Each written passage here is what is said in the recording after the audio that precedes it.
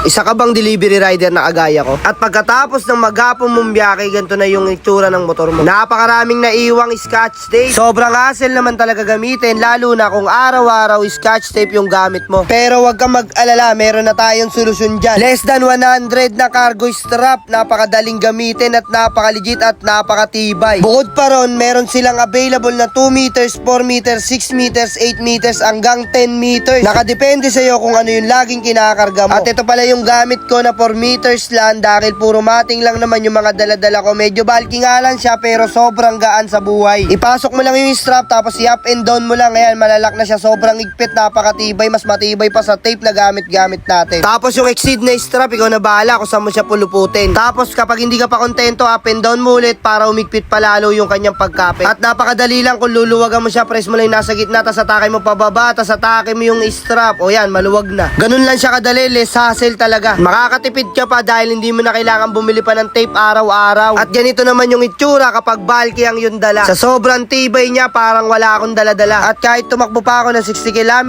per hour, sobrang safe talaga. Kaya wala ka nang dapat ipangamba. Less than 100, ayaw mo pa. Sinisigurado ko mapapakinabangan mo to. Kaya kung gusto mo ng ganito, click mo lang dyan sa yellow basket.